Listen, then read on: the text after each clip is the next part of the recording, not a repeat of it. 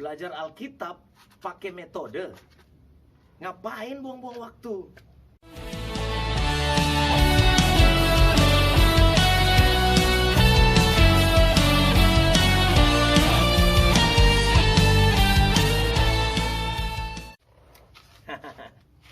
Hari-hari ini banyak orang yang berpikir seperti itu. Dan sepertinya mereka terus bertambah setiap hari. Baik dari kalangan orang Kristen maupun non-Kristen. Mereka beranggapan, untuk apa metode dalam mempelajari Alkitab? Itu kan buku rohani yang dapat dipahami sesuai kebutuhan.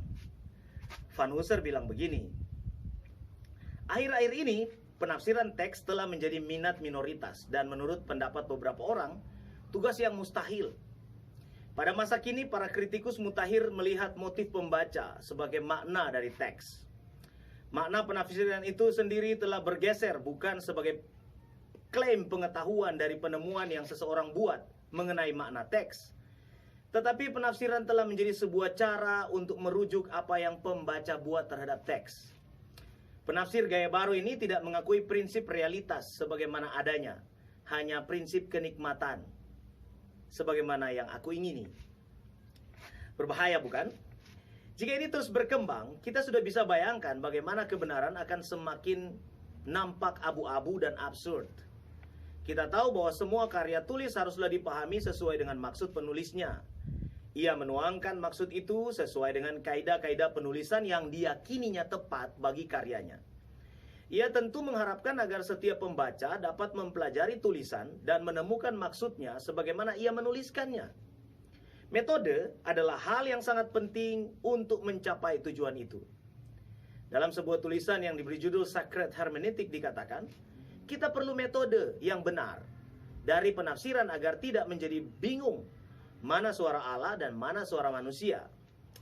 Apa sih metode itu?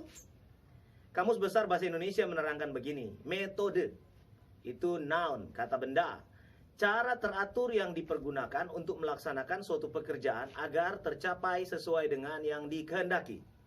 Cara kerja yang bersistem untuk memudahkan pelaksanaan suatu kegiatan guna mencapai tujuan yang ditentukan. Singkatnya kira-kira begini, mengerjakan langkah-langkah yang tertentu dalam urutan yang tertentu untuk menjamin hasil yang tertentu. Misalnya kita hendak memasak kue. Ada langkah-langkah tertentu seperti mencari tahu bahan-bahannya, menentukan biayanya, membeli bahan, mempersiapkan peralatan, dan lain-lain. Lalu urut-urutannya. Mungkin menuangkan tepung, lalu air, selanjutnya diaduk, ditambahkan garam, gula, dan bahan-bahan lain. Anda mungkin lebih tahu soal itu. Bayangkan, jika kita tidak peduli dengan langkah-langkah dan urutan dalam pembuatan kue ini, apakah akan tercipta suatu kue yang lezat?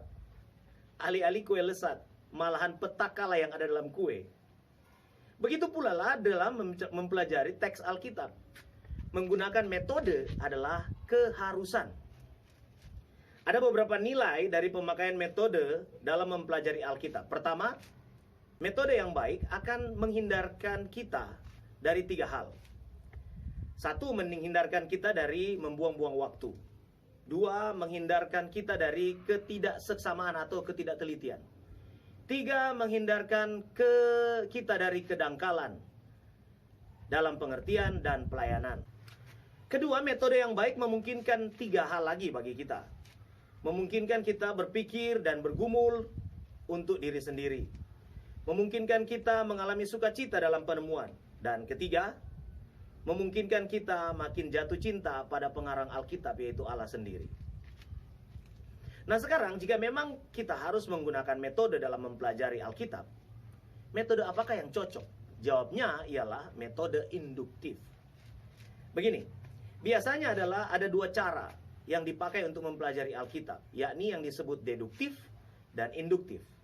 Deduktif artinya pembelajar Alkitab sudah mempunyai kesimpulan tertentu sebelum dia mempelajari Alkitab. Karena itu ia menyelidiki Alkitab dengan tujuan untuk mencari ayat-ayat yang mendukung kesimpulannya itu. Lalu induktif artinya apa?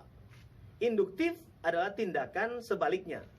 Penafsir terlebih dahulu mencari data dan fakta Alkitab, kemudian ia menarik kesimpulan berdasarkan data dan fakta yang ia temukan. Jadi, mengapa harus induktif?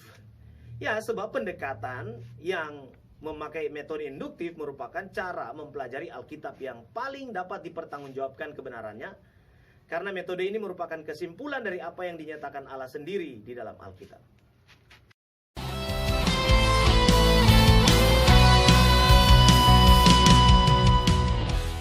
Anda masih menyaksikan serial Cawa Bekis, cara waras belajar kitab suci. Untuk mendapat notifikasi tentang video terbaru dari channel ini, please jangan malu-malu untuk like, subscribe, tekan tombol lonceng, dan share. Pakai cara waras agar kebenaran membuat Anda puas. Saya Peterson Kudon. Sampai jumpa.